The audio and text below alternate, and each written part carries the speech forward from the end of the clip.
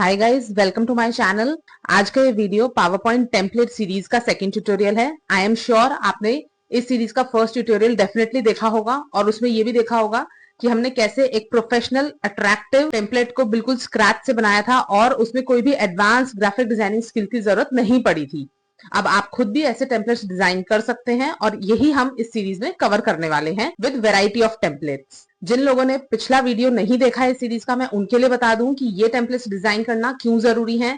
Guys, एक बार आपको ये टेम्पलेट्स डिजाइन करने आ गए खुद से, तो आपको ये पता चलेगा कि ऑलरेडी जो आप बने बनाए टेम्पलेट्स को डाउनलोड करते हो उनमें अगर एडिटिंग करनी हो तो कहाँ कहाँ कितनी एडिटिंग की जरूरत होती है, कैसे आप उनमें चेंजेस कर सकते हो, और अगर आप ये टेम्पलेट्स खुद से डिजाइन करते हो तो कैसे आपके पास एक टेम्पलेट जो कि pre design layout with your choice of colour scheme, font style, headings वगैरह तैयार हो जाता है।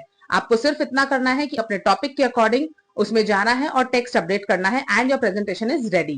टेम्पलेट्स को यूज करने से एक फायदा और होता है कि आपकी प्रेजेंटेशंस प्रोफेशनल के साथ साथ बहुत कंसिस्टेंट भी दिखती हैं। एंड आई सजेस्ट कि जिन लोगों ने इसका फर्स्ट ट्यूटोरियल नहीं देखा है वो जरूर से इसको देखें। तो चलते हैं कंप्यूटर स्क्रीन पे और देखते हैं आज का ये सेकंड ट्यूटोरियल, आज का एक और नया टेम्पलेट ये कैसे डिजाइन होता है।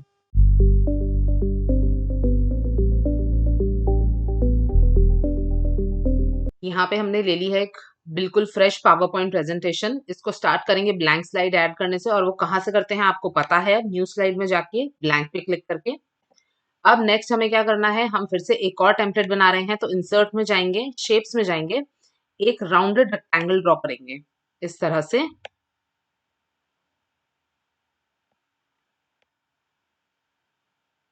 इसका कलर और फॉर्मेटिंग हम कर लेते हैं, शेप फॉर्मेट में जाते हैं, शेप आउटलाइन में कर देते हैं नो आउटलाइन, और शेप फिल में ले लेते हैं कुछ ऐसा कलर, थोड़ा ग्रीन लेते हैं बट लेंगे ग्रेडियंट, ग्रीन ले लेते हैं और फिर शेप फिल में जाते हैं, ग्रेडियंट करते हैं। ग्रेडियंट में हम ले लेते हैं इस तरह का कलर। ये हो गया एक शेप। इसी को करेंगे हम कंट्रोल डी, यहाँ पे प्लेस करेंगे। इसकी भी शेप फिल हम चेंज कर लेते हैं, मतलब कलर हम इसका रख लेते हैं ऐसा, और इसको भी हम कर लेंगे ग्रेडियंट इस तरह से। इसको करते हैं हम कंट्रोल डी से डुप्लीकेट, यहाँ पे प्लेस करते हैं। आप चाहें तो शेप फॉर्मेट में जाके शेप फिल से भी चेंज कर सकते हैं कलर, या फिर शेप पे आप रख के राइट क्लिक करेंगे तो यहाँ पे भी ये देखिए ये फिल आ रहा है, और फॉर्मेट शेप भी क्लिक कर सकते हैं। देखिए यहाँ पे जाके भी आपको ऑप्शन मिल जाता है। तो यहाँ पे हम प्रीसेट चूज कर लेते हैं, कोई इस तरीके का ले लेते हैं हमें कलर। यहाँ से भी कर सकते हैं आप, और यहाँ से भी कर सकते हैं। अगर आपको कलर्स और देखने हैं तो ये ले लेते हैं, और मैं इसका ग्रेडियंट ले लेती हूँ कुछ इस तरह का। तो ये आपके 3 कलर्स हो गए सेट, शेप्स हो गई सारी रेडी। इसको हम रखते हैं इस तरह से। अब जैसा कि आपको पता है हमें मैन्युअली कुछ नहीं करना है, हमें तीनों शेप्स को सिलेक्ट करना है, शेप फॉर्मेट में जाना है, अलाइन में जाना है, और कर देंगे हम अलाइन टॉप, और कर देते हैं डिस्ट्रीब्यूट हॉरिजॉन्टली, मतलब इक्वली डिस्ट्रीब्यूट कर देते हैं इन तीनों को। यहाँ प्लेस करते हैं, थोड़ा सा ऊपर कर लेते हैं, और तीनों शेप्स के शेप इफेक्ट्स में जाएंगे। हम जाते हैं रिफ्लेक्शन में, रिफ्लेक्शन में ये रिफ्लेक्शन दे देते हैं, रिफ्लेक्शन दे दिया। अब हम एक एक शेप को जाके शेप इफेक्ट्स में जाके ग्लो दे देते हैं सेम कलर का। जैसे ये है तो इसी कलर का हम ग्लो दे देते हैं। सिमिलरली इस शेप को शेप इफेक्ट्स में जाएंगे, ग्लो में जाएंगे, और ये थी हमारा ये वाला कलर, और थर्ड पे जाएंगे, शेप इफेक्ट्स में जाएंगे, फिर से ग्लो में जाएंगे।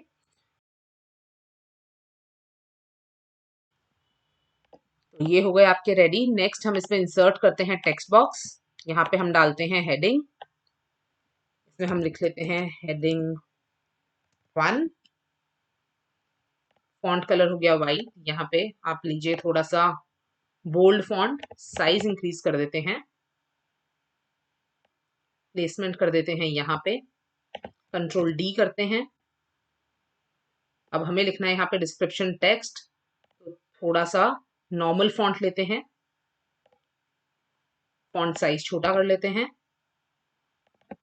और इसमें सैंपल टेक्स्ट लाने के लिए हम मैनुअली नहीं एंटर करेंगे, हम यूज करेंगे एक फंक्शन जो होता है equals to RAND round brackets enter. देखिए यहां से आपको जितना टेक्स्ट चाहिए आप उतना सिलेक्ट कर लें, बाकी डिलीट कर सकते हैं। उसको ऐसे एडजस्ट कर लीजिए और जो भी चेंजेस हैं हम इसी पॉइंट ऑफ टाइम पे कर देंगे, बिकॉज बाद में हमें अपनी स्लाइड को डुप्लीकेट करना है और फिर पॉसिबल नहीं होगा चेंजेस करना। तो ये हो गया। अब हम दोनों टेक्स्ट बॉक्सेस को लेंगे शिफ्ट की हेल्प से और कर देंगे Ctrl+G और करेंगे Ctrl+D से डुप्लीकेट। इसको प्लेस करवा देंगे हम इस शेप में।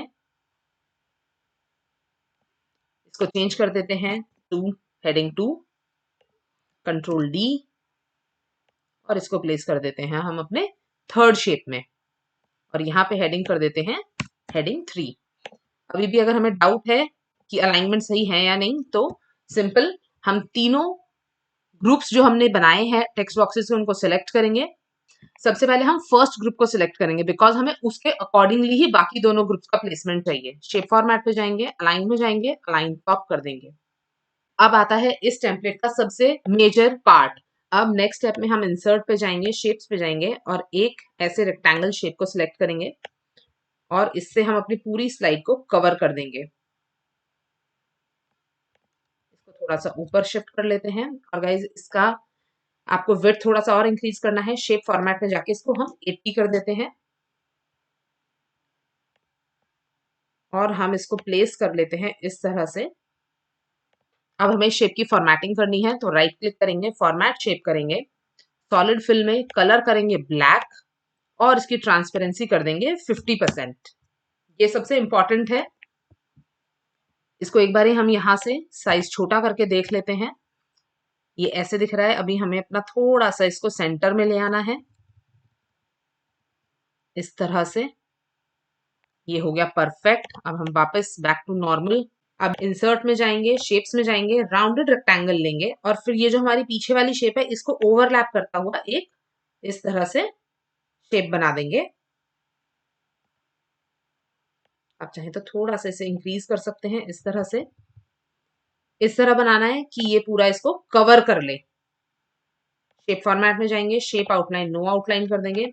अब आता है यहाँ पे इस टेम्पलेट का सबसे मेन स्टेप। जो ये पीछे ब्लैक वाली शेप है इसको सिलेक्ट करेंगे। उसके बाद ये जो अभी हमने रेक्टेंगल बनाया है इसको सिलेक्ट करेंगे कंट्रोल के साथ। फिर जाएंगे शेप फॉर्मेट में। यहाँ पे आपको दिख रहा है ये आइकन मर्ज शेप्स का और इसमें कर देंगे कंबाइन। तो ये हो गई है आपकी शेप इस तरह से रेडी। अब हम इसको प्लेस कर लेते हैं अपने फर्स्ट हेडिंग पे, जिस भी तरह से हम इसे दिखाना चाहें। इस तरह से सेट हो जाएगी। अब आपको कुछ नहीं करना है, सिंपल आपको स्लाइड को डुप्लीकेट करना है Ctrl+D से। इसको सिलेक्ट करना है क्योंकि अब ये पूरी एक शेप बन चुकी है। फिर कीबोर्ड पे एरो की से आपको इसे मूव करना है यहाँ पे ऐसे। फिर से Ctrl+D करना है और अब इसको सिलेक्ट करके मूव कर देना है थर्ड हेडिंग पे। Very simple.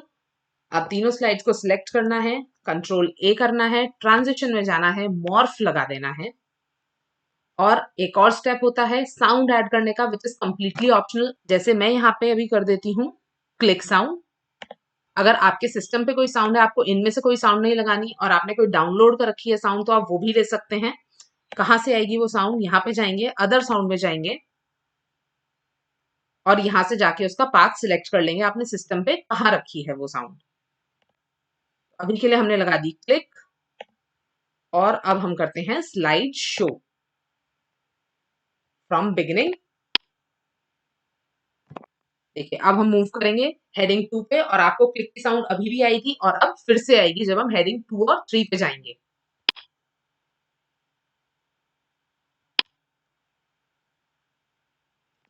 तो फ्रेंड्स आप इस तरह से अपनी प्रेजेंटेशंस को प्रेजेंट कर सकते हैं बिल्कुल यूनिक और डिफरेंट तरीके से। फ्रेंड्स इस वीडियो से इतना ही। आई होप आपने आज का ट्यूटोरियल सीखा होगा और आपको बहुत इजी लगा होगा।